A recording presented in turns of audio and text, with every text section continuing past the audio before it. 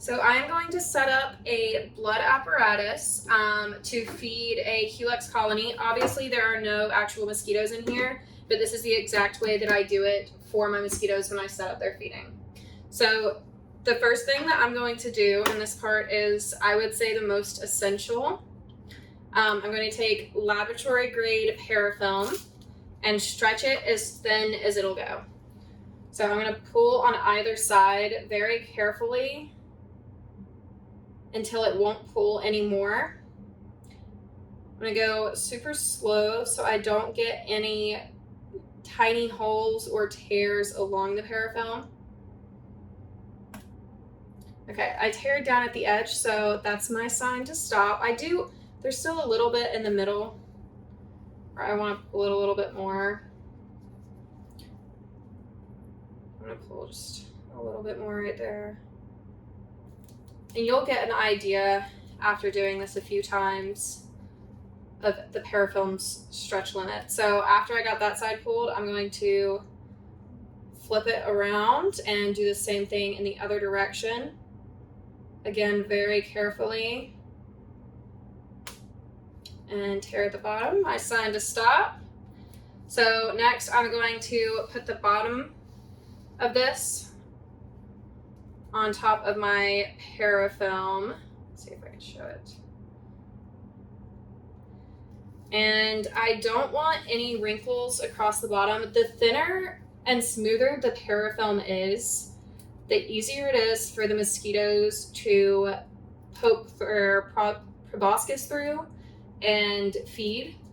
I used to pull the parafilm a different way, and pulling it this way, I've noticed a huge difference in the amount that blood feed.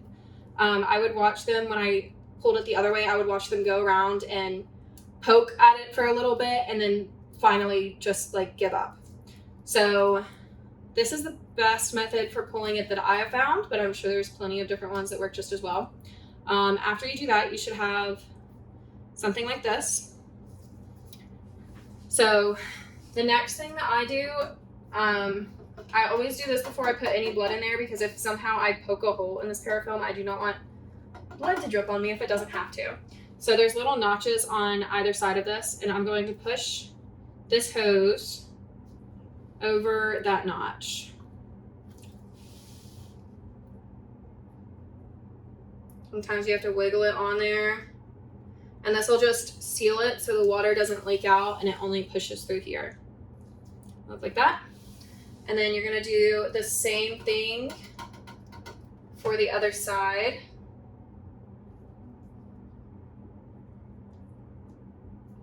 I'm just going to push it over that notch. And once you've gotten there, move your hoses around so it's not pulling at the apparatus.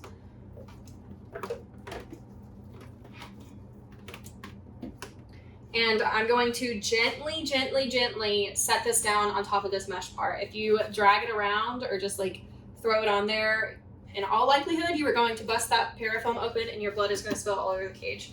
And it's not fun to clean up, especially if you've got mosquitoes in there. So very gently place that down. Okay.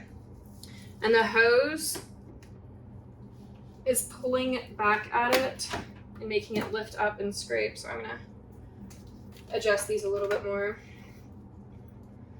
I want it to sit flat on the bottom. Beautiful. Okay. So next, I'm going to put the lid on top of the water bath and turn my water bath on. And we have it set to 98 degrees. This water pushes through these hoses and circulates around, and it'll warm the blood up to attract the mosquitoes to it. So the final step is adding the blood. And normally we would use either cow blood that's been treated with sodium citrate or chicken blood that's been treated with Alspher solution. This is chicken blood treated with Alspher's, but it's actually way diluted with DI, which is why it looks so thin.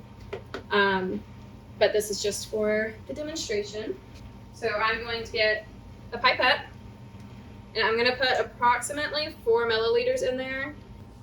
It has to cover the entire membrane, so even though they use probably only a couple hundred microliters, we still have to put about 4 milliliters of blood in there. The video cut out, so I've already put blood in there, but you simply take it with the pipette and drop it through the top right there. So let me show you what I mean by covering the entire membrane. You always, after you fill it up, or put like 4 milliliters in there, you want to gently lift it up and check the bottom to make sure that there's no air bubbles. So an air bubble would be like that right there. That's actually on the edge of the glass, so that one does not matter too much. But if there were huge bubbles like that, you would need to put more blood in. So sitting level, we can see that there's no air bubbles, so this is all good. Gently place it back down, and I'll usually leave this setup for anywhere from 4 to 12 hours. They definitely don't need 12 hours, but I'll leave it overnight because mosquitoes, they're more likely to feed at night. And my culex don't love my blood always, so the more hours, usually the more blood fed for me. And that is it.